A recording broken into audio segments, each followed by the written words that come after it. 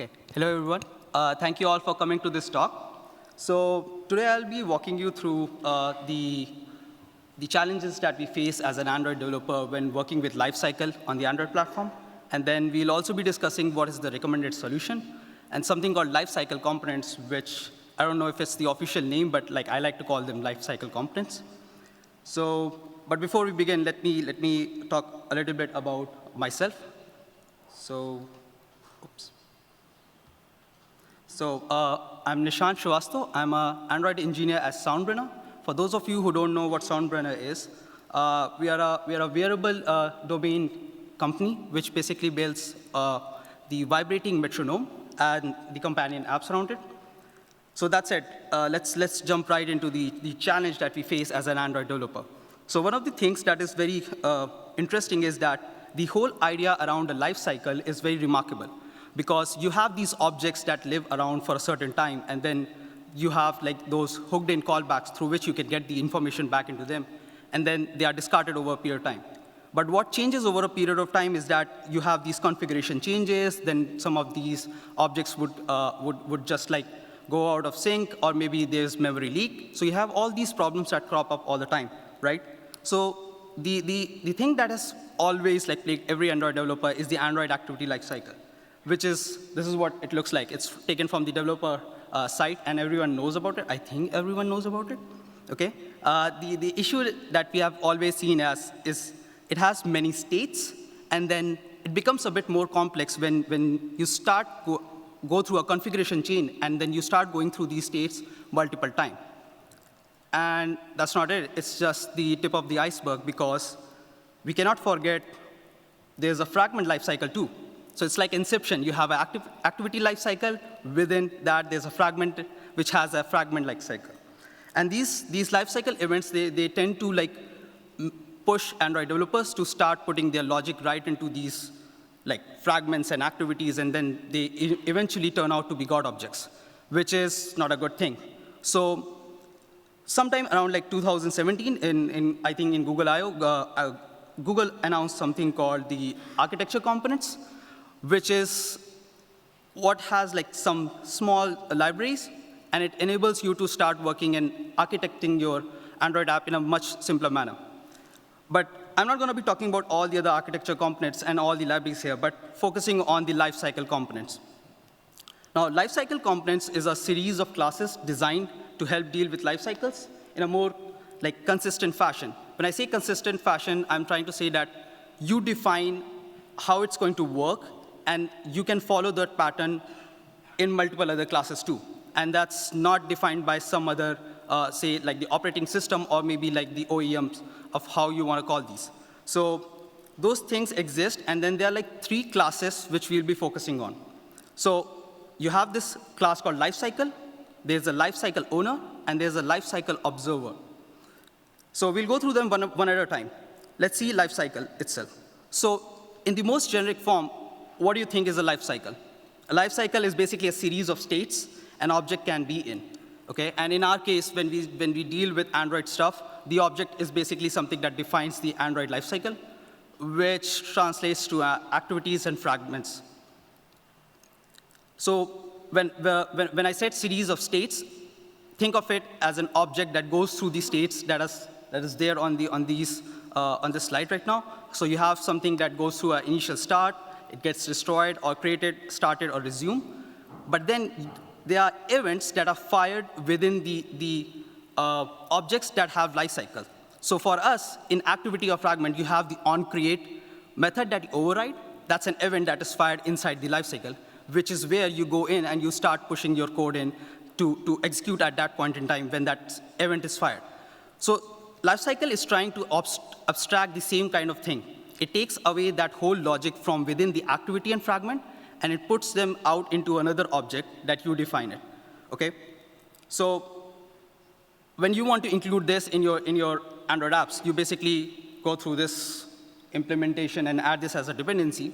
The important point to note here is that the support library since version 26.1.0 already depends on this lifecycle dependency, and the app compat activity and support fragments, they implement the LifecycleOwner. Now, LifecycleOwner is something that we are going to talk later in the session. So we'll just move up for this one. Okay, so this is what a lifecycle class looks like. This is the source code.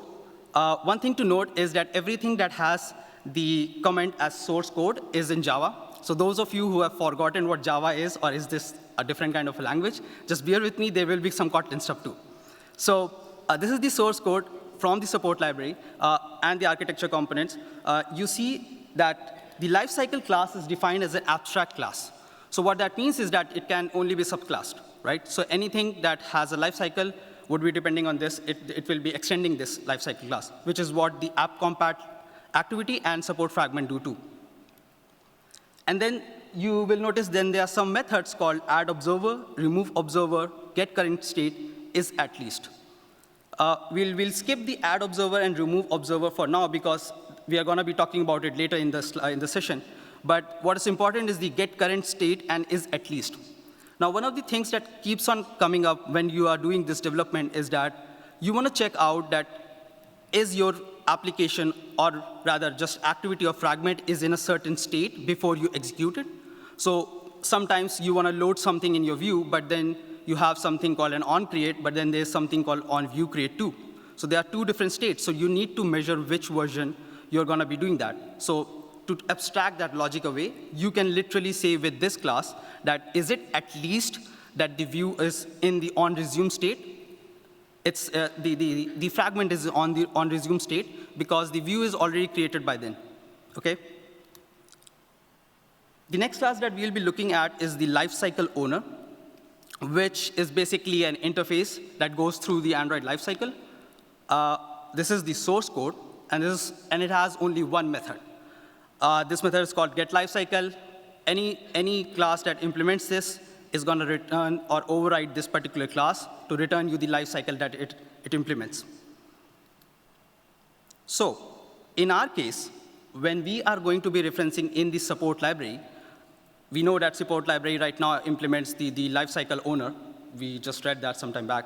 And then we can add observers to this lifecycle, which is called a LifecycleObserver. But wait, there is a mistake here in the slide because my LifecycleObserver is not defined. That's why it's in red. So, and I also have to do something here. Like in onResume, I have to add the observer, and in onStop, I have to remove the observer manually. We'll see how to fix that. So fun fact that we have this, like we know fragments and activities, they have life cycles, right? But there is other classes that have also been implemented which have life cycles. And those are lifecycle services and ProcessLifecycleOwner. So in the most generic form, lifecycle services are the services that are also lifecyleOwner, and this is what the source code look like. It has all these different methods that you would expect it to have, like onCreate, onStart, and then onResume, onDestroy, and onStop. But then because it implements the lifecyleOwner, it also gives you back the lifecycle variable, and then you can add observers on the lifecycle states of this service. So just makes the whole process of abstracting the lifecycle-related information away from the service into your own classes. OK, so this one is pretty important. I'm going to be diving deep into the source code for this. It's because it has a lot of nuances, which is not much clear for people. So ProcessLifecycleOwner is a class that tracks the lifecycle of, we can say, two ways. One is that it tracks the whole application process, or it takes all the activities and combined together, it tracks their lifecycle. But the naming is a bit weird because when we say process lifecycle, it looks like it's tracking the process and the lifecycle of it. But as a process, there are only two states that are possible to have in a lifecycle. There's one creation, and the other one is called like the destroyed, or like it's just ended. Okay?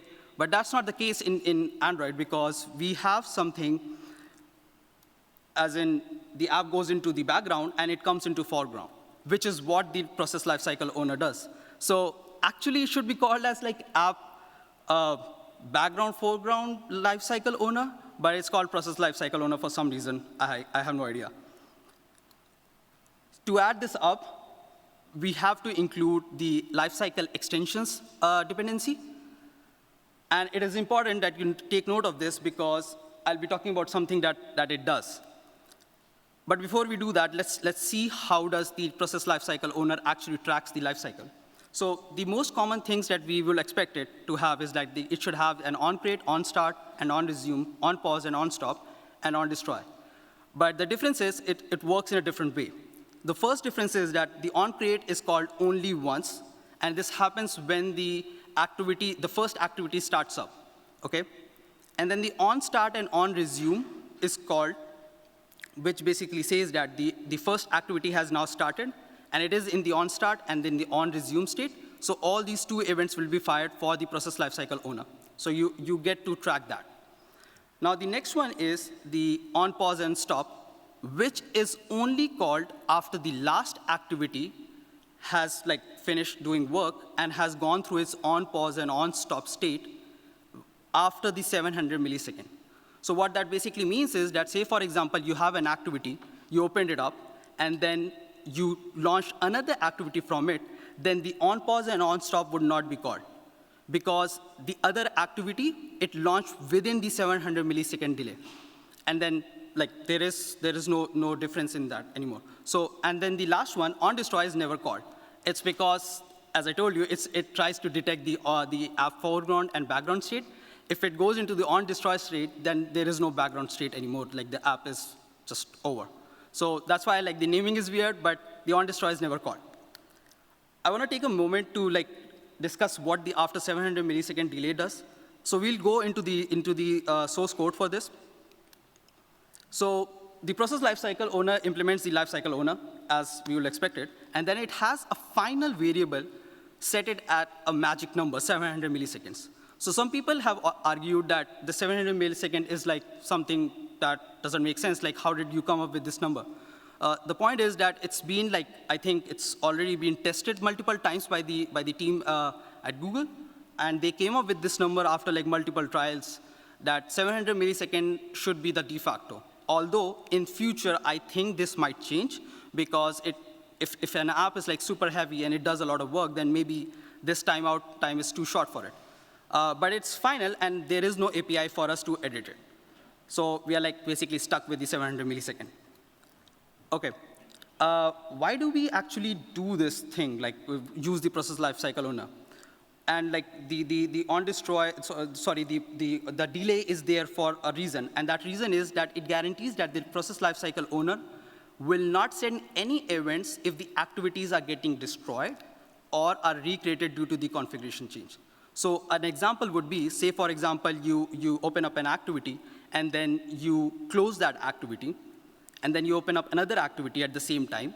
If, say, for example, at this point, if there was more than 700 milliseconds and the other activity hadn't started, the other one would get executed, then the process tracking that we are doing is wrong, because now there are two activities, and they are each being tracked differently. On the whole, process lifecycle owner basically wants to track all the activities at the same time. So that delay makes sure that all the other activities that are opening one after the other are not being tracked. But anything when it actually ends is when, after the 700 millisecond, we don't expect any more activities to start up. And that's when we actually track the on-pause and on-stop states. However, this comes with a cost. As soon as you have added the extension, the artifact, it adds a provider element in your manifest file. And it's problematic. I'll tell you why. Let's see it in the manifest merger phase. What does our manifest file looks like? So our manifest file basically has something like a content provider, and there's a class name called ProcessLifecycleOwner Initializer. So we'll look at the source code for this too. It's an internal class to initialize the lifecycle, and in the on-create of this particular content provider, the process lifecycle owner is getting initialized. So why is this a problem? Well, it comes with a side effect. It initializes process lifecycle owner even if your app does not use it. So it's if you have the extensions, artifact, or dependency in your build.grader file, it's already initializing a setup of lifecycles owner, a process lifecycle owner, even if you don't need it. So it's doing its work irrespective of what you want to, you want it or you don't want it. But why would someone want to do that?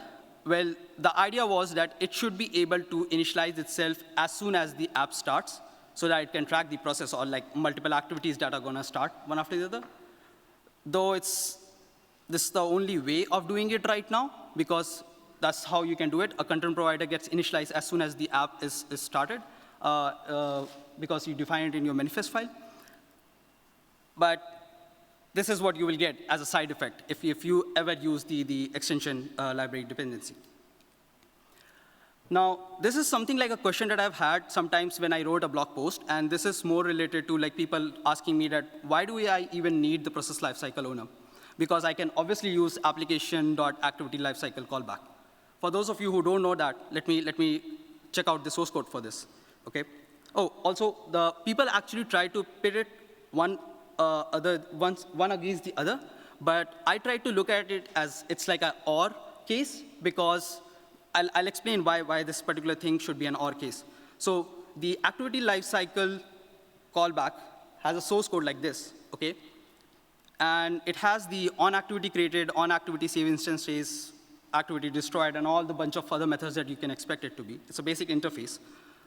And this is how you actually register it in your, say, activity or in your application file. This is how you will be able to track all your activities as they are getting created or destroyed.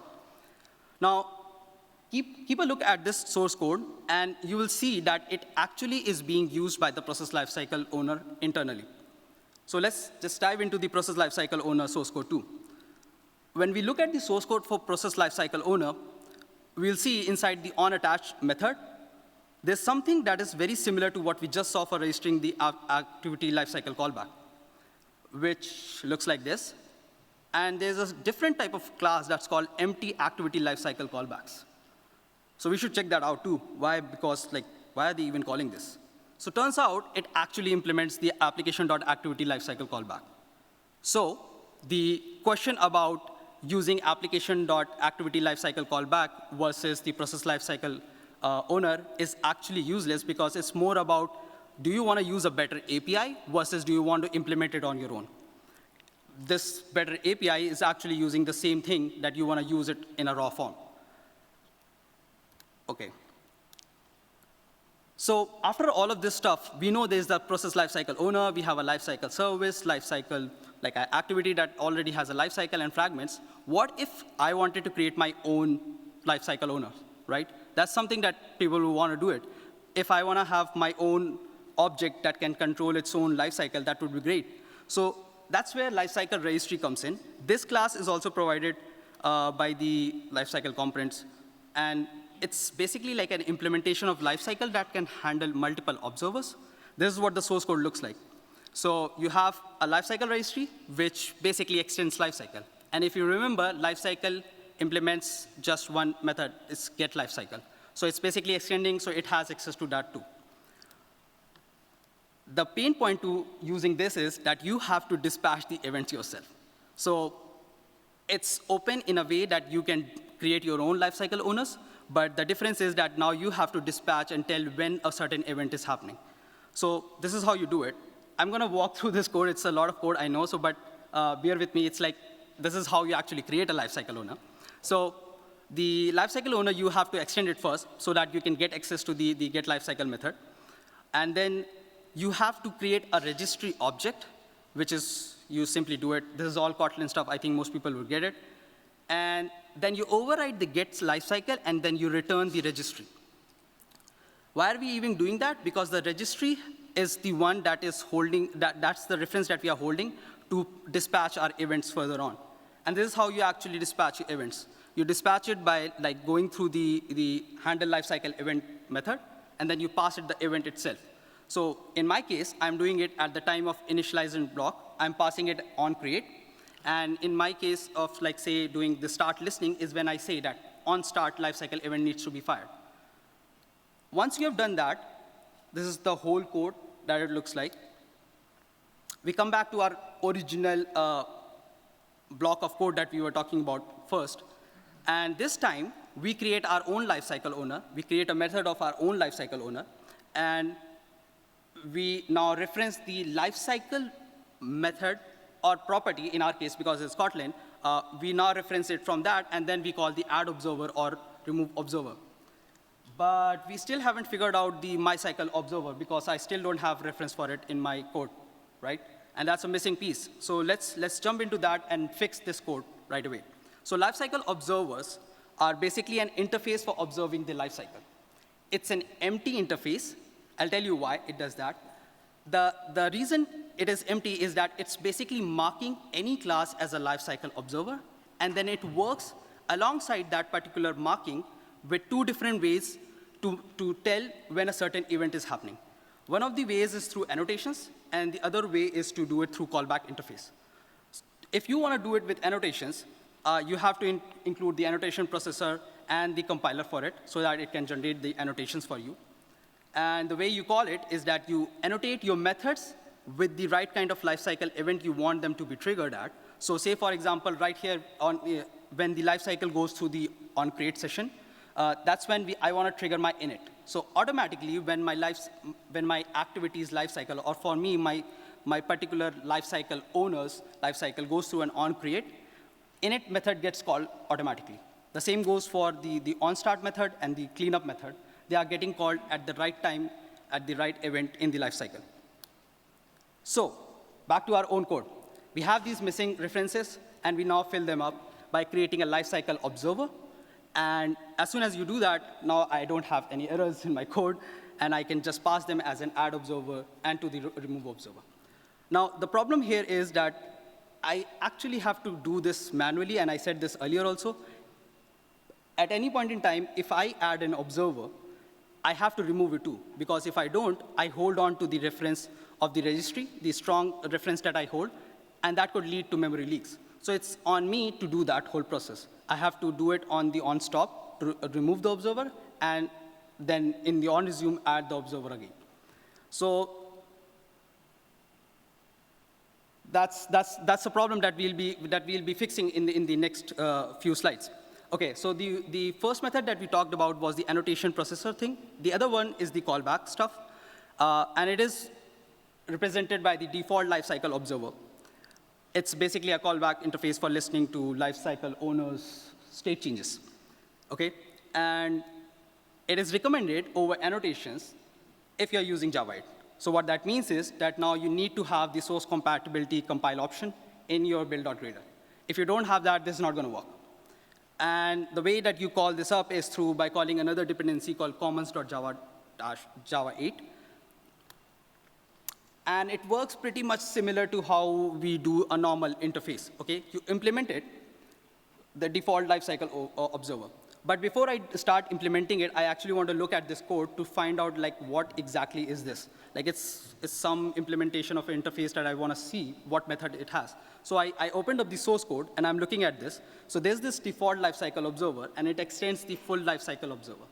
So we'll look at the code for the full lifecycle observer too. And you will see it's like a standard interface with some methods called onCreate, onStart, and then till onDestroy. So it's like something that's very basic. It's not some magic. It's something that's already been there for us. It's just the team at Google, they just abstracted all this logic, and they opened this up with APIs for us. So this is how you implement it. You basically just implement the default lifecycle observer, and you override the classes. And when you override these classes, you can call the methods that you want to call at them. So you're not using any annotations anymore, which is good. OK, so I talked about the problem of calling the add observer and the remove observer, which is nice, but not so much great, because I still am doing some manual work, and I don't want to do that. So that's where LiveData comes in. Okay? So LiveData is basically a lifecycle-aware base class for encapsulating loading data. That's like the statement for it. But in the most simplest manner, think of it, it's like a wrapper around your data.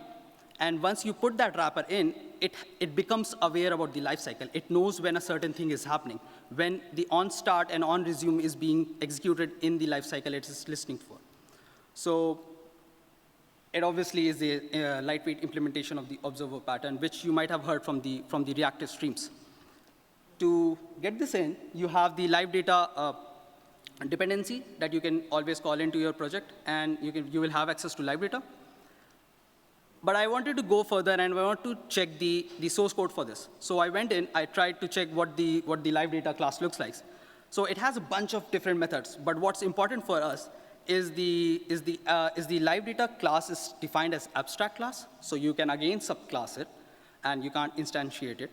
And then there is something called the post value, the set value, the on active, and on inactive. So post value is basically something that sets the value in the asynchronous manner. So you provide it a value, it will go onto the background thread, and it will set up the value in the LiveData itself. Like, it's like a data holder, so you're just like pushing values and assigning those values to it. The set value runs on the main thread, and it puts or sets the value in a synchronous manner. Now, these two are very important because that's where the magic comes in, and I don't have to now manually control or like put my remove observer or add my observer in my lifecycle owners, because on active will make sure that if I have active observers and they are going through the start and resume state, then it will execute a certain method for that time. So I'm not anymore adding observers or removing observers, because I know how many observers are there, how many active observers are listening for this data. And the inactive version will tell me when there are no active observers. So what that means is that inside the on inactive, I can actually unsubscribe my observer, and in an on active, I can subscribe to my observers, right? Like call the add observer and remove observer. And that way, I can abstract the whole thing up. So a very good example for this is when you are trying to do some like getting data from a sensor. So we are going to build our own LiveData right now. So let's think of it. There's like a class called mySensor LiveData, and I'm passing it a context variable, obviously extending the LiveData because it's an abstract class. Then I have the sensor manager, and I have this on-sensor event listener. But the important thing here is that as soon as I come into the listener, I call the set value and the value of the event that I'm getting it from here. And once I've done this, I can go on and add or maybe register for my particular listener, and I can unregister for my listener in the on inactive and on active. That done, this is what my LiveData now looks like, without using any add observer or remove observer. So I basically just declare it, and then I directly observe on my like data whatever I want to look for, and it keeps on feeding me data. When the activity goes into the on-destroy state or on the on-stop state, it unsubscribes from that life cycle. When it comes back into the on-resume state, it subscribes back to it. So now I'm not controlling or like manually handling the subscription of the lifecycle observer anymore, which is great because that's how I want to do it. So this all works, it's all great, but then you have configuration changes and everything just like goes boom. It doesn't work. That's when view models come in. Now, view models actually aren't related to much like lifecycle stuff because they are like the holders of data, okay? And this is what their version of lifecycle looks like. They just like persist through all the lifecycle states until the on-destroy is called, and then they have another method called onCleared, which tells that the view model has to be deleted, okay? So they survive the configuration change. They prevent unnecessary reloading of data, and they actually hold on to this data when you do, like, you rotate your screen or like the keyboard pops up or something like that happens. So why is this being referenced in this talk, though? Well, the thing is that when you want to actually work with view model, you can combine this with LiveData to make sure that when you have these configuration changes, it holds on to this lifecycle objects, subscribes and unsubscribes, but still has that data available after the configuration changes happen. So to get this in your project, you basically just have to call the view model dependency. And I obviously wanted to check the source code. I always check the source code, okay? So the Java version was there, and I saw that it's an abstract class, which has only one method that was important, and it's called onCleared. It just tells that the view model is done, it's destroyed. And this is how I use it. I extend it. I extend it from the view model, and then I have my own live data, the mutable live data, which basically means that the data is going to change. And then The username.value is the Kotlin version. The Java version would be username.setValue, where I actually assign the value to the live data. Now, the important point here is that when I'm trying to talk to the this view model, I return the live data here in the get username instead of the data. So I don't care about the data because I know view model is going to handle that for me. So what I'm doing is I'm asking it to return the live data object for me, which is what it does. And you have the live data, and this is how you will be able to get the information out. So view models are instantiated by using a factory. They are called view model providers, and you just call them in this certain manner. This is how the API is designed. Okay, and then when you want to reference it back, you reference it from the view model. You call it viewModel.get me the live data, which is our get username, and then you observe on that data. Now, we know that the view model is going to persist through the configuration change. So that's what it's going to do. And the observer is still listening and subscribing and unsubscribing on its own. So everything is happening automatically. And once I've put this code in my activity or my fragment, that's what I need right now. Everything else is being handled in the backend of this whole code running inside activity or fragment. So that's how powerful lifecycle components are. There's a lot of other stuff that I could cover in this, but I think this is too much code and stuff. So I think I'm done with this. So thank you all.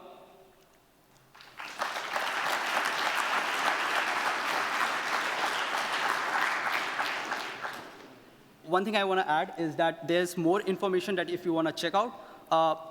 I wrote a blog post sometime back that is related to how you can make an Android library lifecycle aware. And then I also have some examples that uses ProcessLifecycleOwner for libraries and lifecycle components for libraries.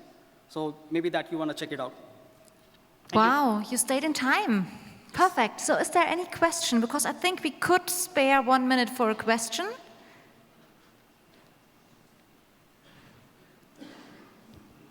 Just go to the side and I'll give you the microphone. So it's one final question because then you're out of time. Do I need to manually unsubscribe from the view model when the fragment or activity goes to the background or gets dismissed? Sorry, I can't get it. Do I need to manually unsubscribe from the view model when the fragment or activity gets dismissed? No, you don't. So the live data in itself is doing the subscription and unsubscription process. View model is just a holder of that live data. So it doesn't affect what happens with your activity or fragment. It's going to persist through all the other lifecycle state. And it only goes away when it's on destroy state. So you are not leaking memory. You are not having any memory overheads or anything related to data getting persisted in some different garbled manner. OK? OK. Thank you, Nishant.